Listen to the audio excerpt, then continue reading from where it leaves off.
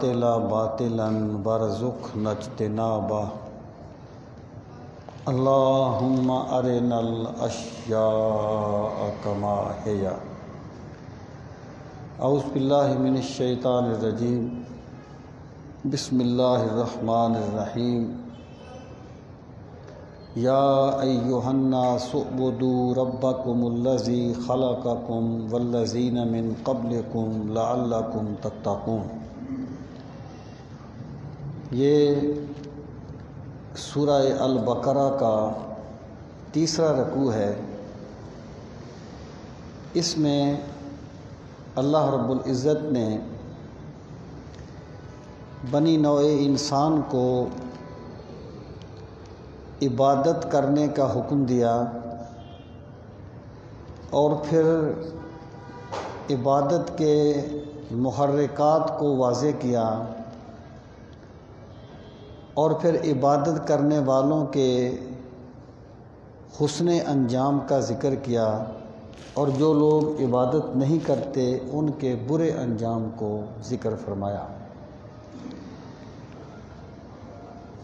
تو اس طرح یہ رکوع جو ہے یہ عبادت اور اس کے متعلقات پر مشتمل ہے۔ پہلے ماقبل سے اس کا ربط یہ ہے کہ سورہ الفاتحہ میں جو انسان نے اللہ تعالیٰ سے ہدایت مانگی تھی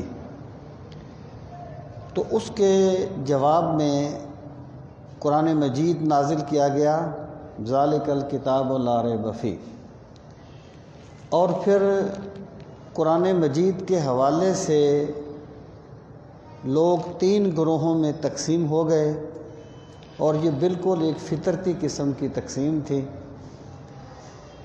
ان تینوں گروہوں کا ذکر فرمایا، پہلے متقین کا، پھر کافروں کا اور پھر منافقین کا۔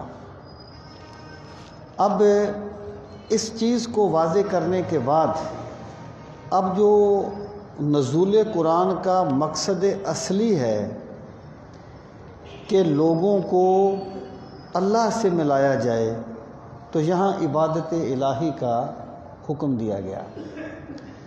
اور یہ بات میں اکثر کہتا رہتا ہوں کہ تمام انبیاء کرام علیہم الصلاۃ کی تشریف آوری کا صرف ایک مقصد تھا اور وہ یہ تھا کہ اللہ کو بندوں سے ملا دیا جائے، ان اعبدوا اللہ، اللہ کی عبادت کرو۔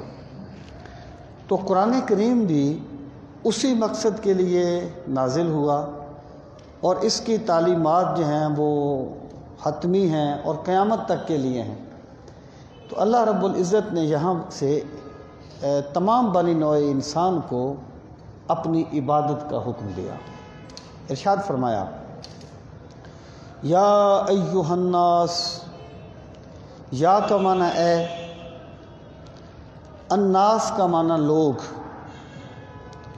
یہ جو درمیان میں ایہا ہے یہ ایک عربی کا قانون ہے۔ دیکھیں، آپ نے یا کے ذریعے سے الناس کو آواز دی تو یا حرف ندا ہے، ندا، اور جس کو آواز دی گئی وہ منادا ہے۔ یا حرف ندا ہے اور جس کو آواز دی گئی وہ منادا ہے، منادا۔ اگر منادا مذکر ہو اور معرفہ ہو تو حرف ندا اور منادا کے درمیان ایہا کا اضافہ کرتے ہیں تاکید کے لیے، جیسے یا ایہا الانسان، یا ایہا الرسول۔ اور اگر وہ مؤنث ہو تو پھر ایتھا، یا ایتھا النفس المطمئنہ، یہ ہے۔ تو ایہا کا کوئی الگ معنی نہیں ہوتا، یہ تاکید کے لیے ہوتا ہے۔ اور پھر میں یہ بات بھی عرض کر دوں کہ جو منادا ہوتا ہے اگر وہ مضاف ہو تو اس پر زبر آتی ہے، جیسے یا رسول اللہ، یعنی رسول پر زبر آئے گی کیونکہ یہ منادا ہے اور مضاف ہے، تو اس لیے یہاں پر ایہا کا اضافہ کیا گیا۔ الناس لوگ، یا ایھا الناس اور الف لام استغراق کے لیے ہے تمام لوگوں، اعبدوا ربکم امر کا صیغہ ہے، اعبدوا عبادت کرو، کس کی عبادت کرو؟ ربکم اپنے پالنہار کی، اپنے پروردگار کی، اس ذات کی جو تمہیں پالتا ہے۔ پہلے ترجمہ دیکھ لیں پھر میں عرض کرتا ہوں۔ الذی وہ وہی ہے جس نے، الذی جس نے، خلقکم خلقا پیدا کیا، کم تمہیں، یعنی اپنے اس رب کی عبادت کرو جس نے تمہیں پیدا کیا ہے۔ تم ایک قطرہ آب تھے جس نے تمہیں کائنات کی حسین ترین مخلوق بنا دیا ہے، اور اس قطرہ آب کو مختلف مراحل سے گزر کے اتنی صلاحیتیں عطا کر دیں کہ انسان قیامت تک اپنی صلاحیتوں کا اندازہ بھی نہیں کر سکتا۔ اقبال نے کہا تھا تیری فطرت امی ہے ممکنات زندگانی کی، جہاں کے جوہر مضمر کا گویا امتحان تو ہے۔ تیری فطرت امی ہے ممکنات زندگانی کی، یہاں پر جو کچھ بھی ہو سکتا ہے اللہ نے وہ تیرے پیکر خاکی میں پیدا کر دیا ہے۔ جب اس انگارہ خاکی میں ہوتا ہے یقین پیدا، جب اس انگارہ خاکی میں ہوتا ہے یقین پیدا، تو کر لیتا ہے یہ بالو پرے روح الامی پیدا۔ پھر اس کو جبریل کے پر لگ جاتے ہیں، اللہ نے اس کو وہ صلاحیتیں دی ہیں۔ خلقکم جس نے تمہیں پیدا کیا، والذین اور جو من قبلکم تم سے پہلے تھے، یعنی تمہیں بھی پیدا کیا اور تمہارے آباء و اجداد کا خالق بھی وہی ہے۔ تمہیں بھی پیدا کیا، تمہارے آباء و اجداد کو پیدا کیا، اور دنیا میں جو کچھ ہے سب کا خالق وہی ہے، اس کی عبادت کرو۔ لعلکم تتقون، لعل تاکہ، تم تتقون متقی بن جاؤ، تاکہ تم میں تقوی آ جائے۔ اچھا، اب یہ جو آیہ کریمہ ہے اتنی جامع ہے، یعنی یہ فصیح و بلیغ کلام کی ایک شان ہوتی ہے کہ الفاظ کم ہوتے ہیں لیکن معانی و معارف کے سمندر اپنے اندر جمع کر لیتا ہے، اور یہ اللہ کا کلام ہے، اس کا تو کوئی بدل ہی نہیں ہے۔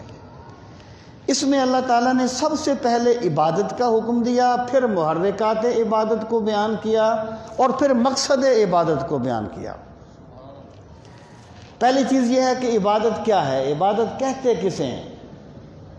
عبادت کا لغت میں معنی ہوتا ہے غایت التذلل والخضوع، آخری درجے کی عاجزی اور انکساری۔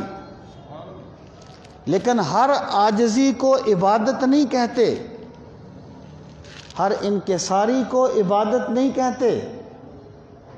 وہ عاجزی جو کسی کو الہ مان کر کی جائے اسے عبادت کہا جائے گا۔ یعنی نماز میں بندہ قیام کرتا ہے، قیام عبادت ہے۔ نماز میں بندہ قیام کرتا ہے، نماز میں قیام عبادت ہے۔ لیکن ایک بزرگ بندہ آتا ہے، آپ اس کی تعظیم میں کھڑے ہو جاتے ہیں، یہ شرک نہیں ہوگا، کیونکہ آپ نے اسے الہ نہیں مانا، آپ نے اسے بزرگ مان کے اس کا احترام کیا ہے۔ جیسے رسول کریم علیہ السلام نے خود صحابہ سے فرمایا، جب حضرت سعد آئے، قوموا لسیدکم، اپنے سردار کے لیے کھڑے ہو جاؤ۔ تو ہر یعنی جو بندہ یہ کہتے ہیں کہ قیام تعظیمی استغفر اللہ شرک ہے، دراصل وہ ایک بنیادی بات کو بھول رہے ہیں کہ ہر عاجزی کو عبادت نہیں کہتے، بلکہ اس عاجزی کو عبادت کہتے ہیں جو کسی کو الہ مان کے کی جاتی ہے۔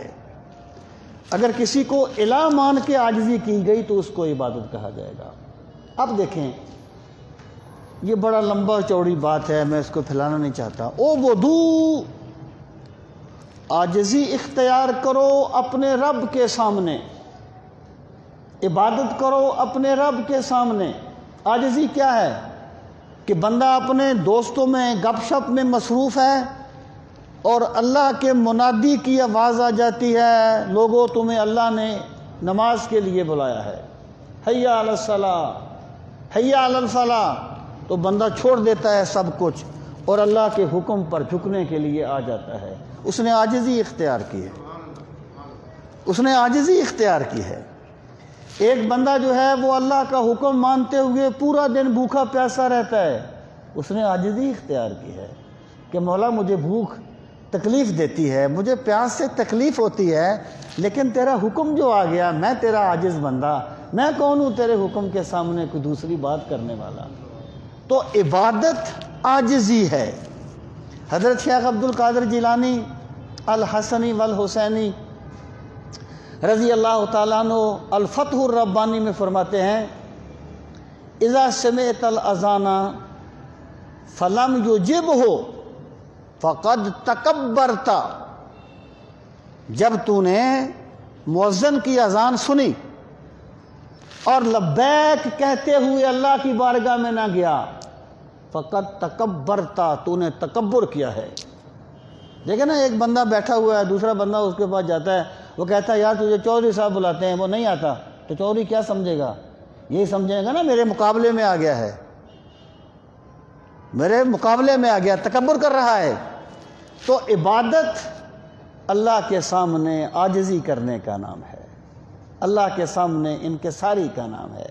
اور حقیقت یہ ہے کہ اللہ کی عظمت کا احساس تکبر کی نفسیات چھین لیتا ہے۔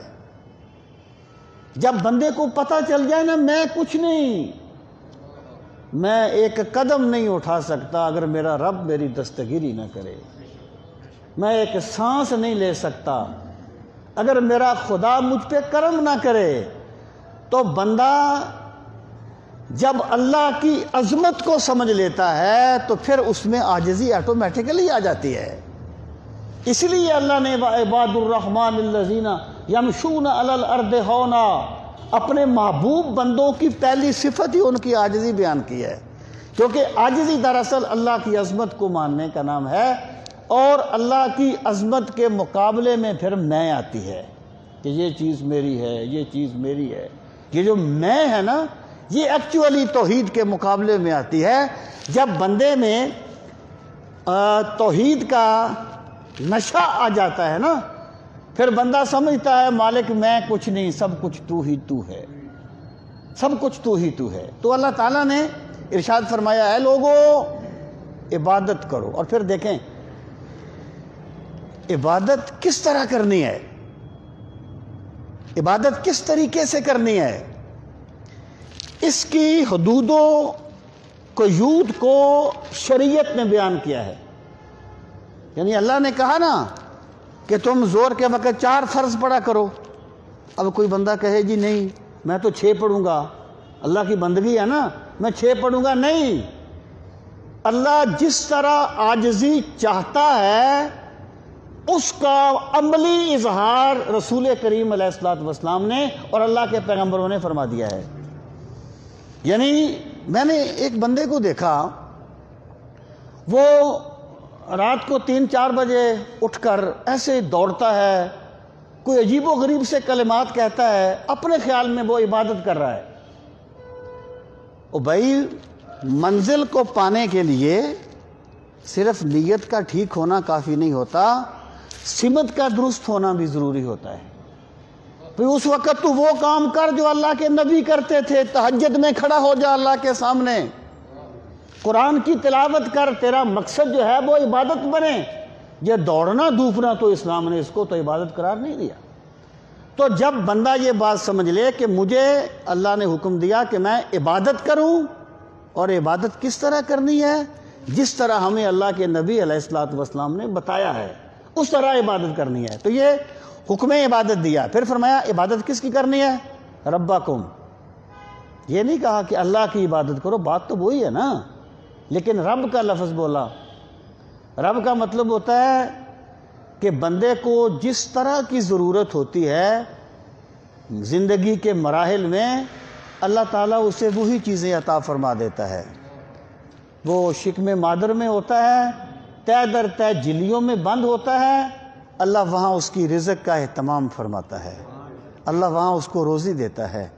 وہ دنیا میں آتا ہے، ہوا پانی جو کچھ اس کو ضرورت ہے اللہ دے دیتا ہے۔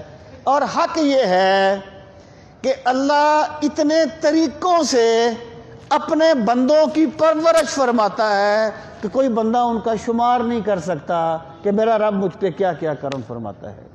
تو جب بندے کو یہ یقین ہو جائے گا نا، کوئی ایسی ذات ہے جو مجھے پال رہی ہے، میں خود نہیں پال رہا، کوئی مجھے پالتا ہے، میں نہیں بولتا کوئی مجھے بلاتا ہے، میں نہیں چلتا کوئی مجھے چلاتا ہے، میں نہیں دیکھتا کوئی مجھے دکھاتا ہے۔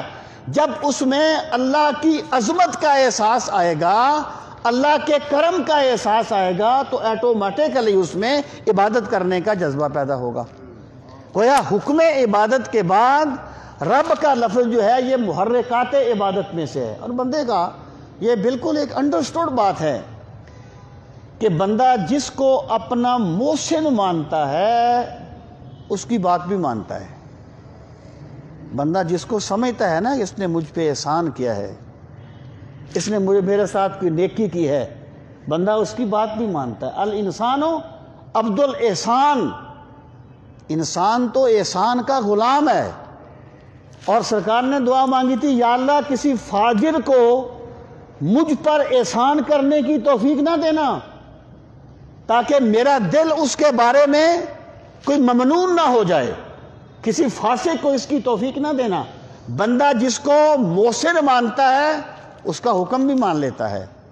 جب بندہ سمجھ لے گا نا کہ میری زندگی میری صلاحیت سے نہیں گزرتی، میرے رب کے کرم سے گزرتی ہے، تو پھر وہ اللہ کی عبادت بھی کرے گا۔ اعبدوا ربکم، عبادت کرو اس ذات کی جو تمہارا رب ہے۔ فرمایا الذی خلقکم، وہی جس نے تمہیں پیدا کیا ہے، جس نے تمہاری تخلیق فرمائی ہے۔ اور اللہ تعالیٰ نے انسان کو، دیکھیں قرآن کریم جو ہے یہ امی لوگوں میں اولی اس کے مخاطب کو امی کہا گیا، عربوں کو امی کیوں کہا گیا؟ اہل کتاب کے مقابلے میں، اہل کتاب صاحب کتاب تھے، پڑھے لکھے تھے، ان کے مقابلے میں عربوں کو امی کہا گیا۔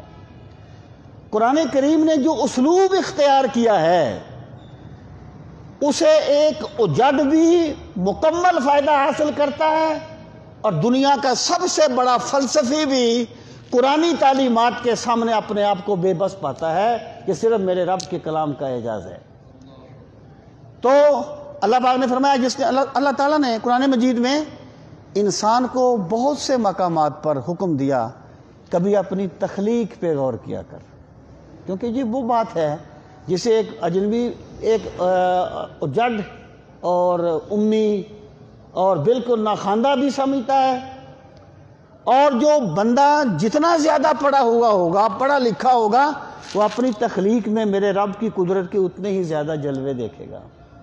دیکھیں نا، میں کہا کرتا ہوں، مولا علی کا فرمان ہے رضی اللہ تعالیٰ عنہ، اس رب کی حمد ہے جس نے گوشت کے لوتھڑے میں بولنے کی طاقت رکھ دی،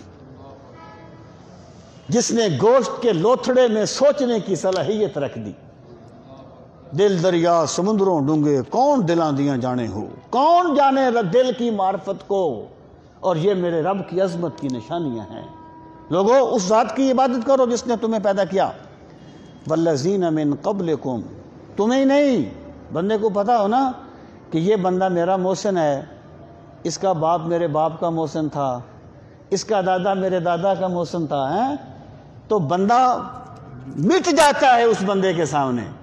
وہ بڑا اچھا شعر ہے کسی کا، حضور ضیاء الامت حضرت پیر محمد کرم شاہ الازہری رحمۃ اللہ تعالیٰ علیہ نے اس کو فریم کرا کے اپنے کمرے میں لگایا، جہاں بیٹھتے تھے نا لکھتے تھے، وہاں فریم کرا کے لگایا ہوا تھا۔ نعتیہ شعر ہے، نسل در نسل تیری ذات کے مقروض ہیں ہم، نسل در نسل تیری ذات کے مقروض ہیں ہم، تو غنی ابن غنی ہے میرے مکی مدنی۔ اللہ اکبر۔ تو فرمایا عبادت کرو اس رب کی جس نے تمہیں پیدا کیا، والذین من قبلکم، اور ان کو بھی جو تم سے پہلے تھے، لعلکم تتقون. لعلکم تتقون کا معنی ہے راجینا ان تنخرطوا فی سلک المتقین، یہ یقین کرتے ہوئے کہ اللہ تمہیں متقین کی لڑی میں پرو دے گا. اب دیکھیے یہ مقصد عبادت ہے.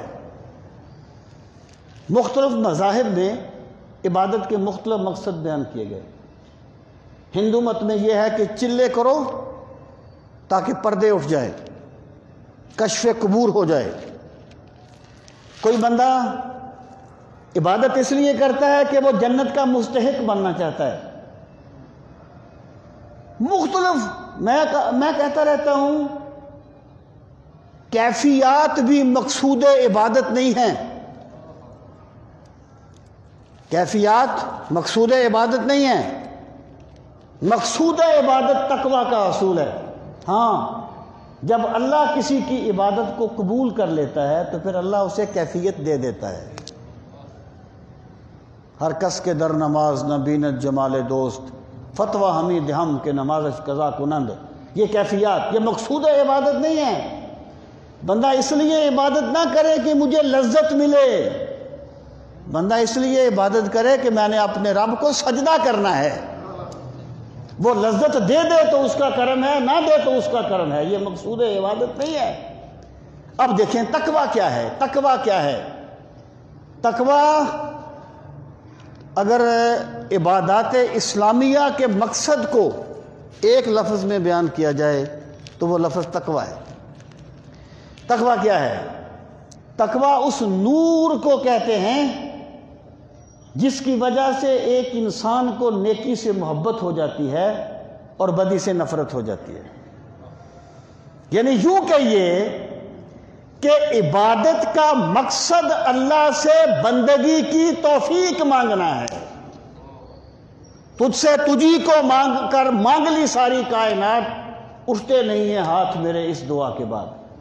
تو اللہ پاک نے فرمایا عبادت تم نے اس لیے کرنی ہے لعلکم تتقون، تم یہ اس لیے عبادت کرو تاکہ تمہیں اللہ تقویٰ کا نور دے دے، تمہارے دل میں نیکی سے محبت آ جائے، بدی سے نفرت آ جائے. وہ جو صحابہ کرام کے بارے میں فرمایا حبب الیکم الایمان وزینہ فی قلوبکم وکرہ الیکم الکفر والفسوق والعصیان، اللہ نے ان کے دلوں میں ایمان کو محبوب کر دیا تھا، نیکیوں کو مزین کر دیا تھا، اور گناہوں کو کراہت ڈال دی تھی صحابہ کرام کے دلوں میں.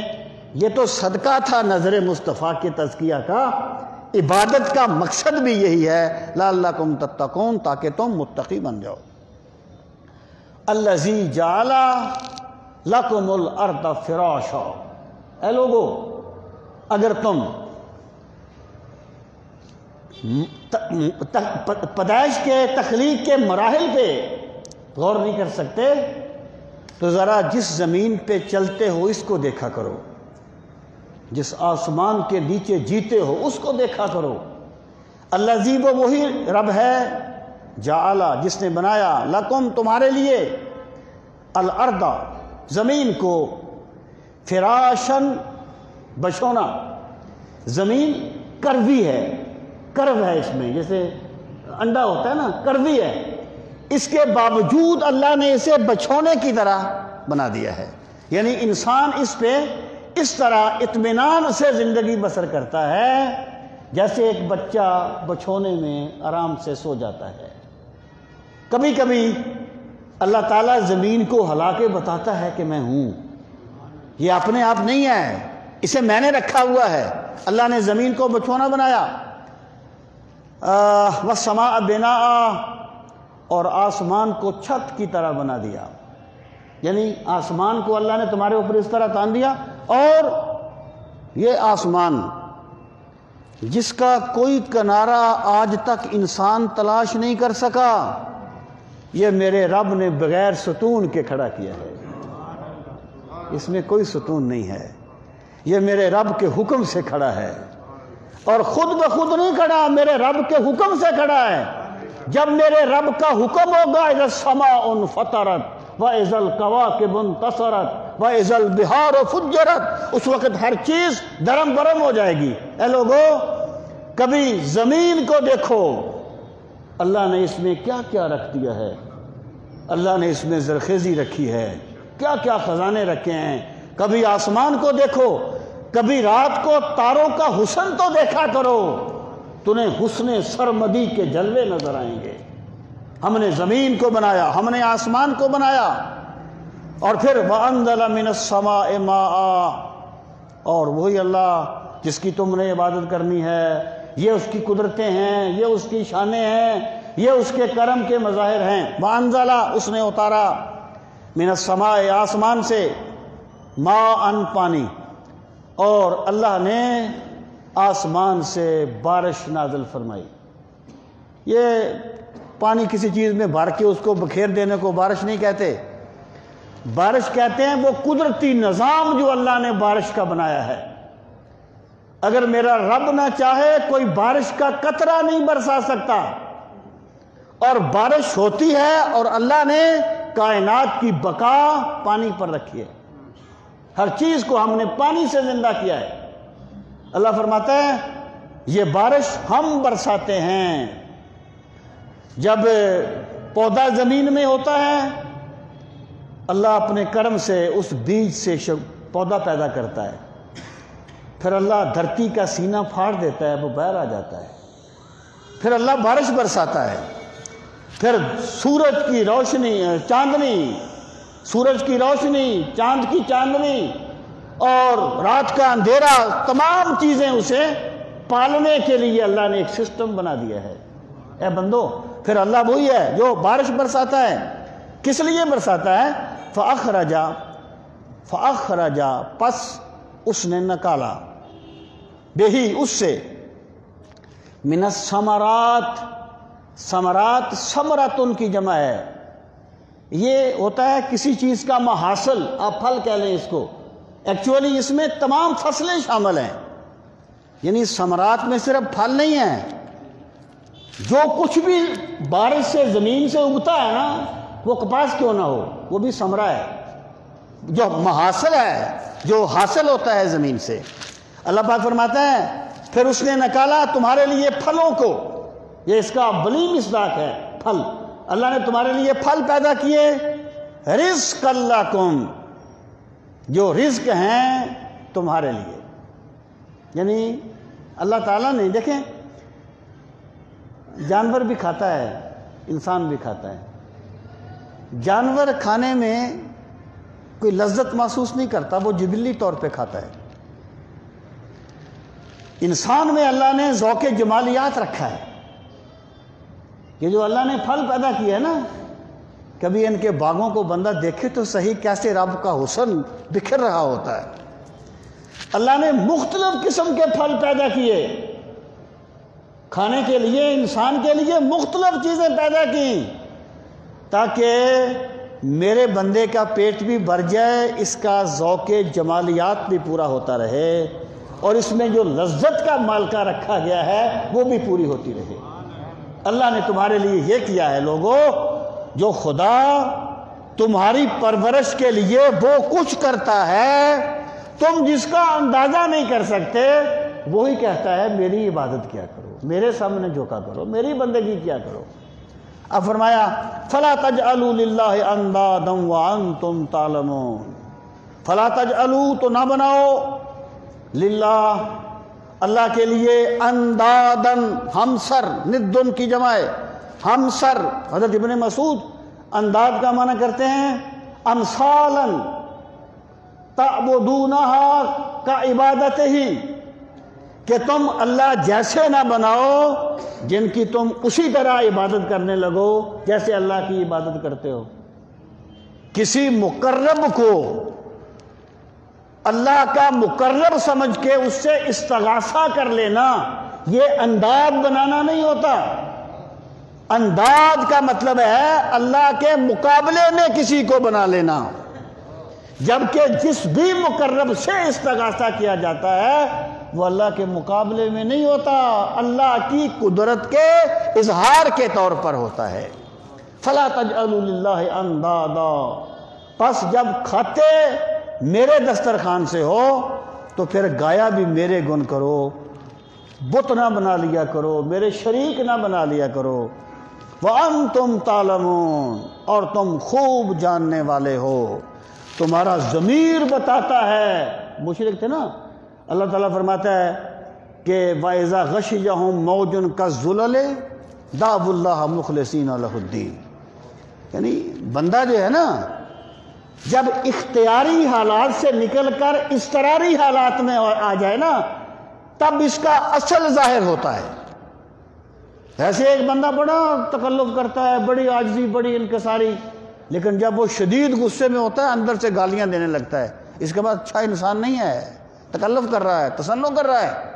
جب بندہ اضطراری حالت میں ہو تب اس کا اندر بولتا ہے کہ یہ کیا ہے۔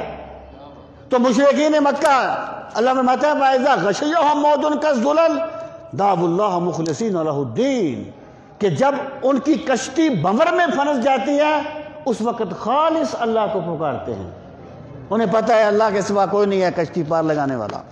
تو جب یہ ہے وَأَنْتُمْ تَعْلَمُونَ کہ جو میری معرفت ہے نا اے لوگو، جو جس رب کی تمہیں عبادت کرنے کا کہا جا رہا ہے وہ تم پر کوئی خارج سے ٹھونسی نہیں جا رہی، اللہ نے تمہاری فطرت میں اپنی محبت کا چراغ روشن کیا ہوا ہے۔ جب بھی تم اضطراری حالت میں چلے جاتے ہو تو اللہ کو پکارتے ہو، اللہ کو پکارتے، بہت سی اس کی مثالیں۔ اب فرمایا وَإِن كُنتُمْ فِي رَيْبٍ مِّمَّا نَزَّلْنَا عَلَىٰ عَبْدِنَا فَأْتُوا بِسُورَةٍ مِّن مِّثْلِهِ وَادْعُوا شُهَدَاءَكُم مِّن دُونِ اللَّهِ إِن كُنتُمْ صَادِقِينَ۔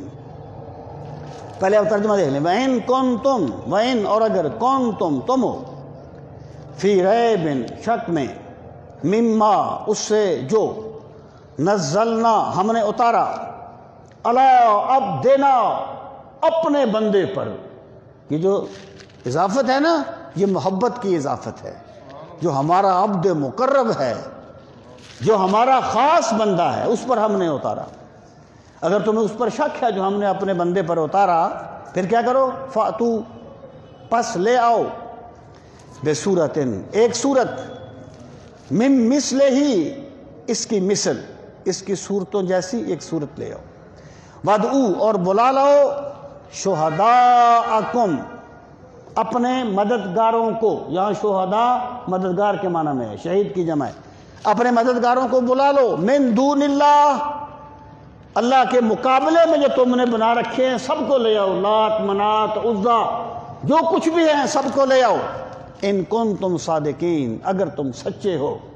اب یہاں پر اللہ تعالیٰ نے قرآن کریم کی صداقت کو بیان کیا، اس کا ربط کیا ہے کہ عبادت کا حکم دیا اللہ نے دیا، اب جو کچھ بھی معلوم ہوتا تھا وہ قرآن کے ذریعے سے ہوتا تھا نا، یعنی جو کچھ بھی اللہ تعالیٰ کا حکم آتا تھا کہ میری عبادت کرو، اس طرح کرو، اس طرح نہ کرو، ہر چیز کا ذریعہ تو قرآن تھا۔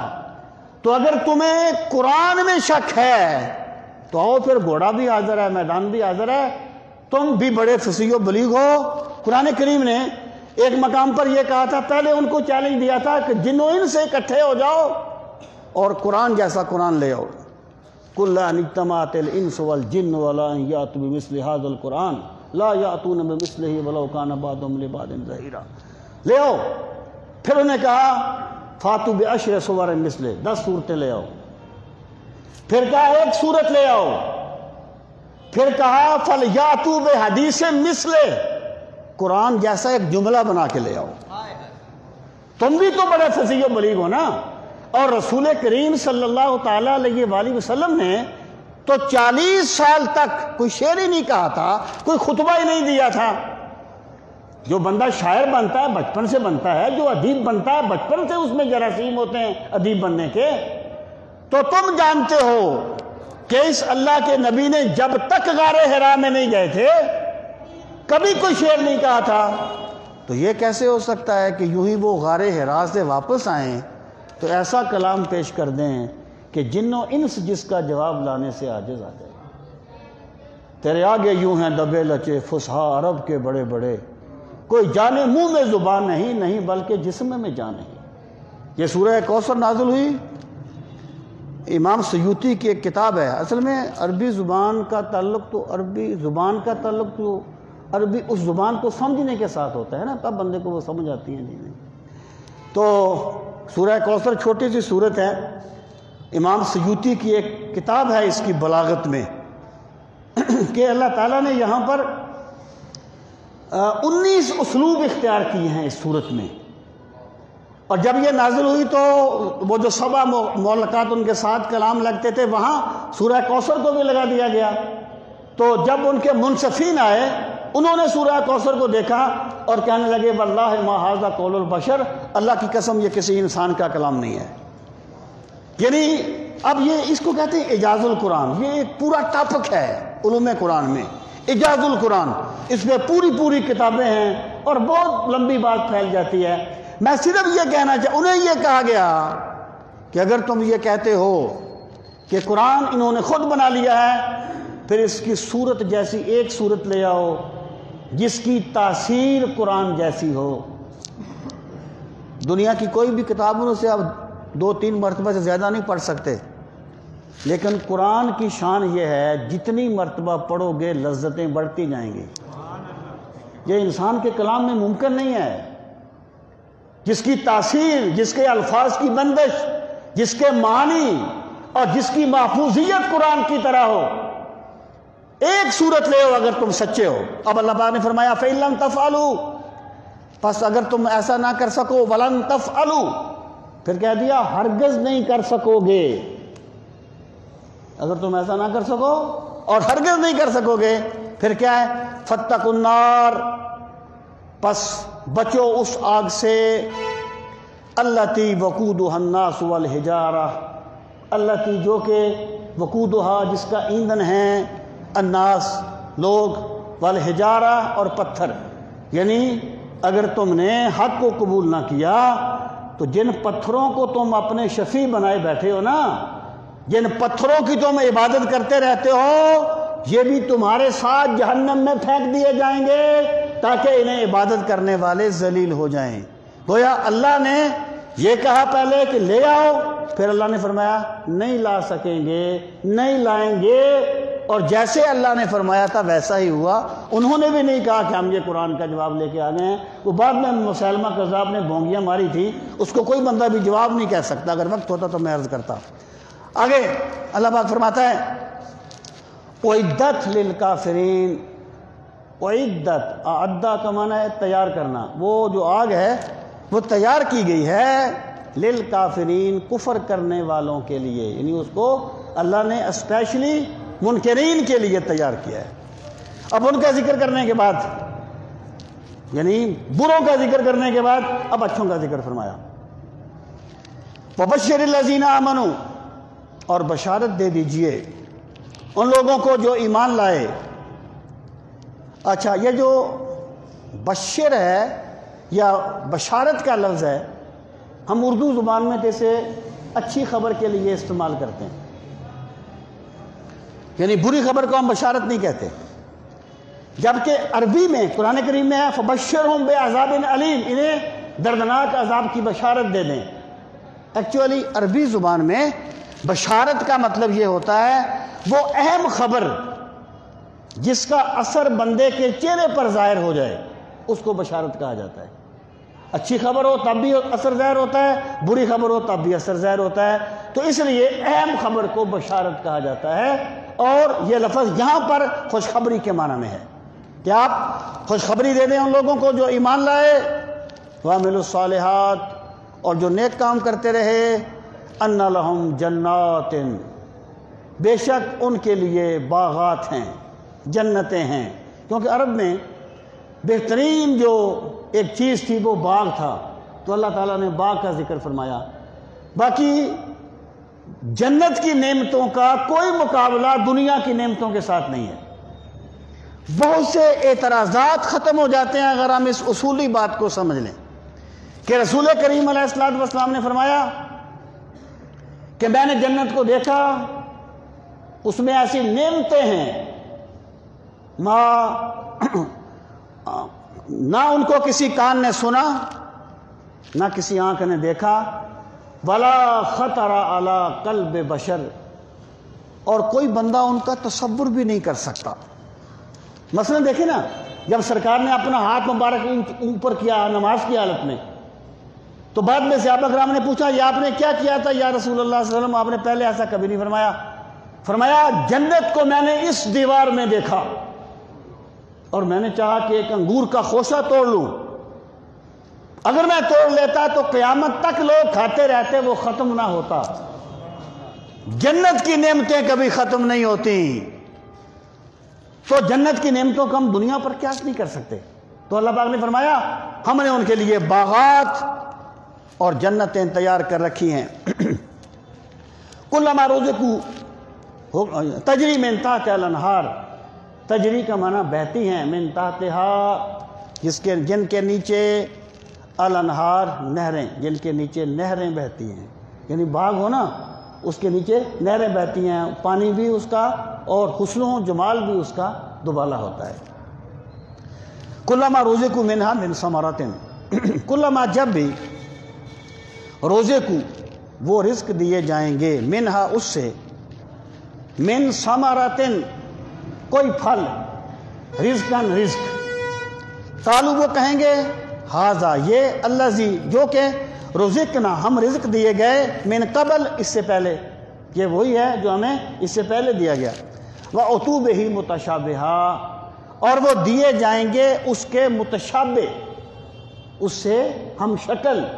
دیکھیں یہ بڑی سمپل سی بات ہے، اگر ایک پھل ہو جو بندے نے کبھی نہ کھایا ہو تو اسے دیکھ کے بندے میں کھانے کی وہ اٹریکشن پیدا نہیں ہوتی، اس میں وہ جاذبیت نہیں آتی، اور جس چیز کو بندہ سمجھتا ہے اس کو دیکھ کر ہی اس کے منہ میں پانی آ جاتا ہے۔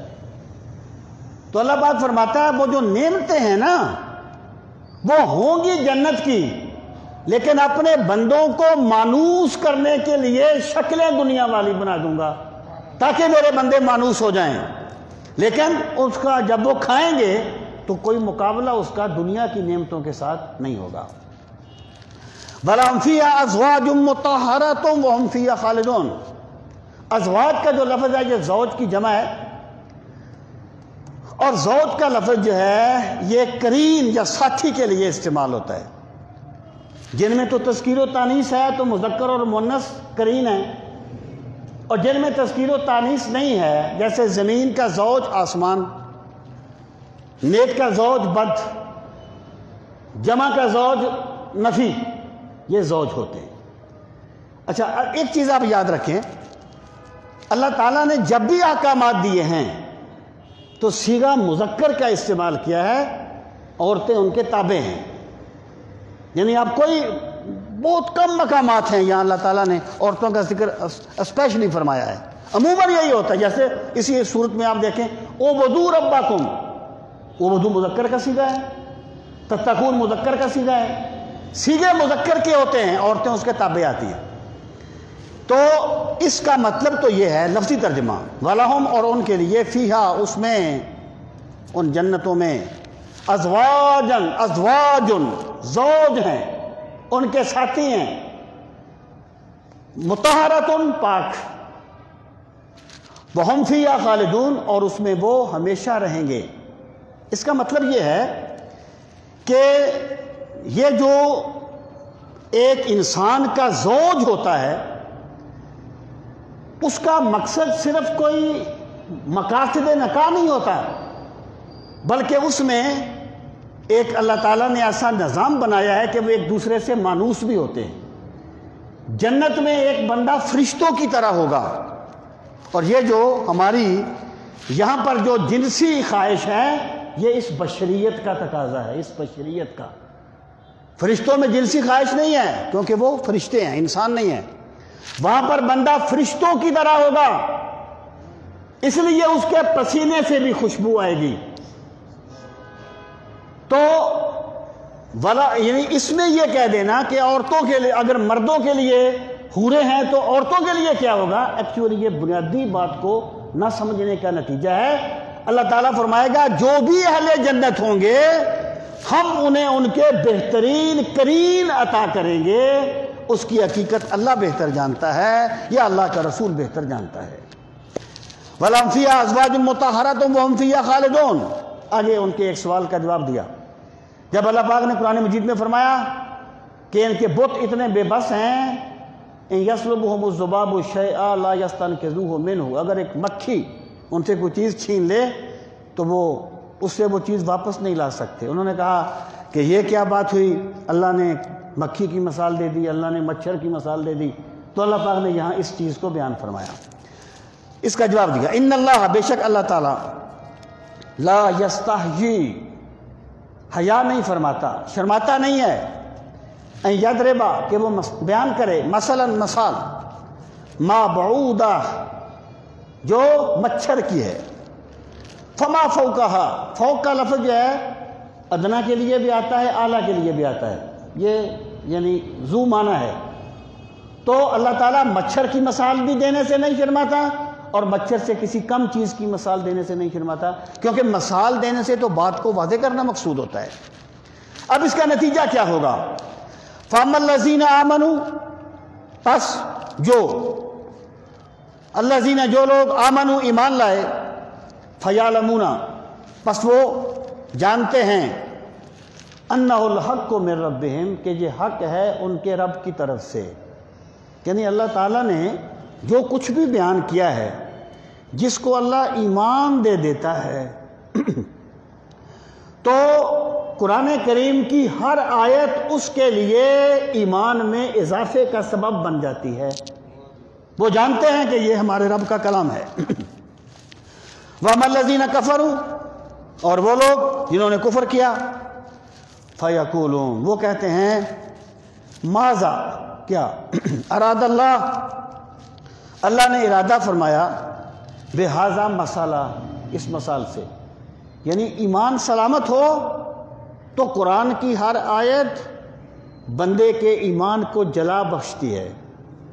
جیسے پردیس میں گئے ہوئے بیٹے کا خط ماں کی محبت کو جلا بخشتا ہے، اس طرح قرآن کی ہر آیت ایمان سلامت ہو تو بندے کے ایمان کو جلا بخشتی ہے۔ اگر ایمان نہ ہو پھر بندہ آتا ہے تان و تشنیع پہ، اللہ نے یوں کیوں کہا، اللہ نے یوں کیوں کہا، تو اللہ نے فرمایا یہ اس کا نتیجہ ہوگا۔ اب فرمایا یضل بہ کثیرا، گمراہ کر دے گا اللہ تعالیٰ اس کے ساتھ بہت سے لوگوں کو۔ کس کے ساتھ؟ قرآن کریم کے اس اسلوب کے ساتھ گمراہ کر دے گا۔ وَيَهْدِي بِهِ كَثِيرًا، ہدایت کا معنی ہدایت دینا، اور اللہ ہدایت دے گا ان کے ساتھ بہت سے لوگوں کو۔ مطلب کیا ہوا کہ چیز ایک ہی ہے، چیز ایک ہی ہے، ایمان والوں کو ہدایت مل گئی اسی سے، اور کافر مزید بھٹک گئے، چیز ایک ہی ہے۔ اس کا مطلب یہ ہو گیا کہ ہدایت جو ہے نا اس کا اصل تعلق بندے کی طلب کے ساتھ ہوتا ہے۔ جو بندہ طلب صادق لے کے نکلتا ہے، میرا خدا اسے ہر جگہ ہدایت کے چراغ روشن دکھا دیتا ہے۔ جس بندے کی ہدایت کی طلب ہی نہیں ہے، وہ تو سرکار کی بارگاہ میں بھی بیٹھے گا تو خالی کا خالی واپس آ جائے گا، کیونکہ اس نے اپنا دامن پھیلایا ہی نہیں۔ چیز ایک ہے، ایک کے لیے ہدایت بن گئی، دوسرے کے لیے گمراہی بن گئی۔ اب اللہ پاک نے فرمایا ہم گمراہ کس کو کریں گے؟ وَمَا يُضِلُّ بِهِ إِلَّا الْفَاسِقِينَ، وَمَا يُضِلُّ، اور وہ گمراہ نہیں کرے گا، بِهِ، اس کے ساتھ، إِلَّا، مگر الفاسقین، نافرمانوں کو۔ یعنی اللہ تعالیٰ جو گمراہ کرتا ہے نا ویسے نہیں گمراہ کر دیتا کہ جسے چاہتا ہے ہدایت دیتا ہے، جسے چاہتا ہے گمراہ کر دیتا ہے۔ یہ نہیں ہے اللہ کا ضابطہ کہ بھئی اس طرف والوں کو ہدایت دے دو، اس طرف والوں کو گمراہ کر دو، بلکہ اللہ کا قانون ہے کہ جو بندہ نافرمانی کا راستہ اختیار کرتا ہے وہ سرکار کی زیارت کر کے بھی ایمان نہیں لا سکتا، کیونکہ اس میں ایمان کی طلب نہیں ہے۔ اور جو بندہ وَيَهْدِي إِلَيْهِ مَنْ أَنَابَ، دوسرے مقام پر فرمایا اللہ ہدایت اس کو دیتا ہے جو اللہ کی طرف رجوع کرتا ہے۔ تو فرمایا ہم گمراہ اس کو کریں گے جو نافرمان ہوں گے۔ اب نافرمان کون ہے؟ الَّذِينَ يَنْقُضُونَ عَهْدَ اللَّهِ مِنْ بَعْدِ مِيثَاقِهِ، الَّذِينَ، وہ لوگ، يَنْقُضُونَ، جو توڑ دیتے ہیں، عہد اللہ، اللہ کے وعدے کو، من بعد اس کے میثاق ہی، اسے پختہ باندھنے کے بعد، میثاق پختہ باندھا، اس سے وہ میثاق مدینہ جو ایک معاہدہ ہوا تھا یہود اور مسلمانوں کے درمیان۔ فرمایا نافرمان وہ ہیں جو اللہ کے وعدے کو پختہ کرنے کے بعد توڑ دیتے ہیں۔ اب اس کے یہ سورہ البقرہ مدنی ہے، اس کے اولی مخاطب یہود تھے جن کے رویے یہاں پر مقصود ہیں۔ انہوں نے اپنے انبیاء کے ساتھ یہ وعدہ کیا تھا کہ اگر وہ نبی آخر الزمان صلی اللہ علیہ وسلم ہماری زندگی میں تشریف لے آئیں ہم ان پر ایمان لائیں گے۔ پیغمبروں نے ان سے وعدہ لیا تھا، وہ اس کو مانتے تھے، اگر وہ تشریف لائیں گے ہم ان پہ ایمان لائیں گے۔ لیکن جب سرکار تشریف لائے تو اپنے مفادات کی خاطر انہوں نے انکار کر دیا۔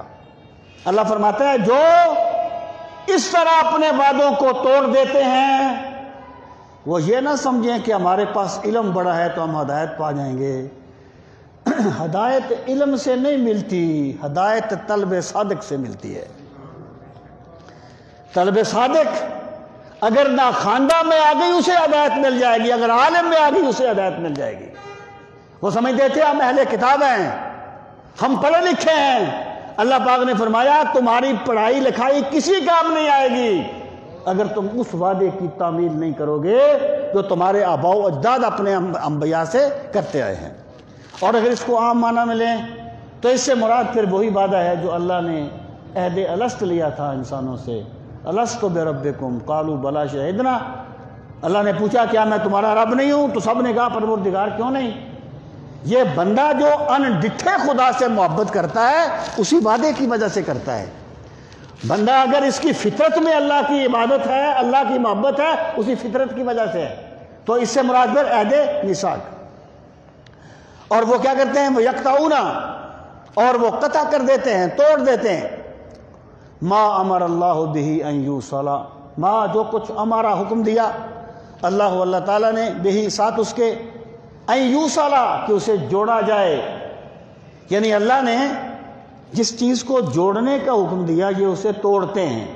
مطلب کیا ہے کہ اللہ نے کہا انسانوں کے تعلقات کو جوڑو، یہ توڑتے ہیں۔ اللہ نے کہا حق کے ساتھ وابستہ ہو جاؤ، یہ الگ ہو جاتے ہیں۔ اللہ نے کہا کونوا مع الصادقین، سچوں کے ساتھ مل جاؤ، یہ الگ ہو جاتے ہیں۔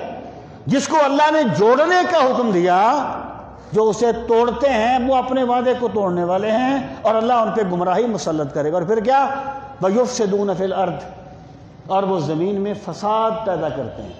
یعنی اب دیکھیں اگر یہود اپنے اس وعدے کے مطابق سرکار کو مان لیتے تو کیوں انہیں جلا وطن کیا جاتا، کیوں ان کے سر قلم کیے جاتے؟ اور وہ جو منافق تھے ادھر کی ادھر لگا دی، ادھر کی ادھر لگا دی۔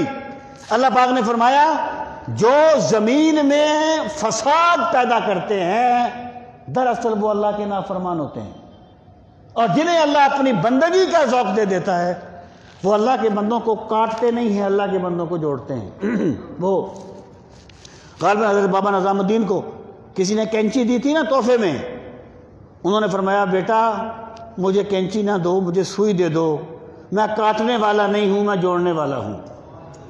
یہ ہیں اللہ کے بندے، جوڑتے ہیں، اور یہ کیا کرتے ہیں؟ کاٹتے ہیں۔ اولئک هم الخاسرون۔ اب بندہ جو بھی سرکشی کرتا ہے اپنے خیال میں تو اپنے فائدے کے لیے کرتا ہے نا۔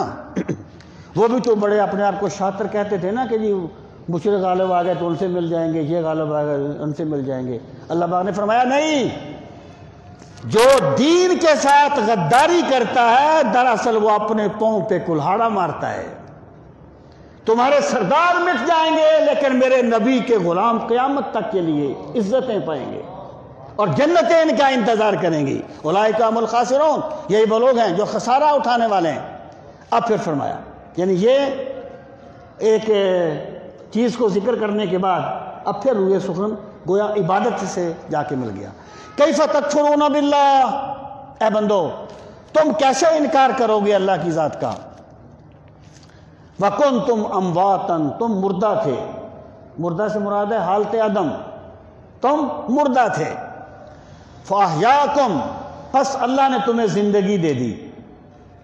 ثُمَّ يُمِيتُكُمْ، پھر وہ تمہیں مار دے گا۔ ثم یحییکم، پھر وہ تمہیں زندہ کرے گا، ثم الیہ ترجعون، پھر تم لوٹائے جاؤ گے اسی کی بارگاہ میں۔ یعنی بندہ سرکشی تو وہاں کرتا ہے نا یہاں وہ سمجھے کہ میرے پاس بھی کوئی طاقت ہے اس کے مقابلے میں۔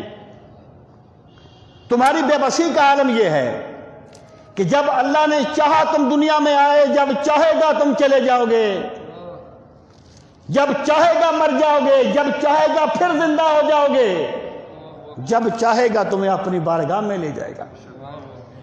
جب تم اتنے بے بس ہو اللہ کے سامنے تو پھر کیف تکفرون باللہ، تم کس طرح اللہ کی عظمت کا انکار کر سکتے ہو، تم کس طرح اس کی عبادت سے منہ موڑ سکتے ہو۔ اور پھر فرمایا وہ اتنا طاقتور ہونے کے باوجود تم پر جو کرم فرماتا ہے ذرا اس کا اندازہ تو لگاؤ۔ فرمایا هو الذی، وہ وہی ہے، خلق، جس نے بنایا پیدا کیا، لکم، تمہارے لیے، ما فی الارض جمیعا، ما، جو کچھ، فی الارض، زمین میں ہے، جمیعا، سارے کا سارا، یعنی اللہ کی ذات وہ ہے جس نے پوری کائنات کو انسان کی خدمت کے لیے بنایا ہے۔ اے لأجلکم ولانتفاعکم، سورج تجھے روشنی دیتا ہے، چاند تجھے چاندنی دیتا ہے، زمین تیری خدمت میں، ہوائیں، فضائیں، سمندر۔ دیکھیں اس سے پہلے لوگوں نے زمین کو اپنا دیوتا سمجھا ہوا تھا، اس لیے وہ زمین کو چیر پھاڑ نہیں سکتے تھے۔ یہ تو قرآن کا احسان ہے انسانیت پر کہ قرآن نے یہ سوچ دی کہ کائنات بندے کی رب نہیں ہے، بندے کی خدمت کے لیے اللہ نے بنائی ہے۔ سب کچھ اللہ، وہ اقبال نے کہا تھا نہ تو زمین کے لیے ہے نہ آسمان کے لیے، جہاں ہے تیرے لیے تو نہیں جہاں کے لیے، رہے گا راویو نیلو فرات میں کب تک، تیرا سفینہ کیا ہے بحر بے قرار کے لیے۔ اللہ نے سارا جہان تیرے لیے بنایا ہے لیکن تجھے اللہ نے اپنی عبادت کے لیے بنایا ہے۔ فرمایا جو کچھ زمین میں ہے تمہارے لیے پیدا کیا، ثم استوى الى السماء، پھر اللہ نے آسمان کی طرف قصد فرمایا، یعنی زمین بنانے کے بعد پھر اللہ نے آسمان کو بنانے کا قصد کیا، فسواہن سبع سماوات، پھر اللہ نے انہیں برابر کر دیا 7 آسمان، وَهُوَ بِكُلِّ شَيْءٍ عَلِيمٌ، اور اللہ ہر شے کو خوب جاننے والا ہے۔ اللہ تمہارے اعمال سے خوب واقف ہے، تم اس کا کھا کر کس کے گن گاتے ہو، تم اس کی بندگی کے نام پہ کیا کرتے ہو، تم اس کی کتنی بندگی کرتے ہو۔ وہ ایک صوفی نے کہا تھا تمام گناہ چھوڑنے کے لیے 4 لفظوں کا وظیفہ کافی ہے، خدا دیکھ رہا ہے۔ بندہ اس کا مکاشفہ کرے، خدا دیکھ رہا ہے۔ تو فرمایا اے لوگو اللہ ہر چیز کو خوب جاننے والا ہے۔ اللہ تعالی ہم سب کو اپنی بندگی کا ذوق نصیب فرمائے۔ وما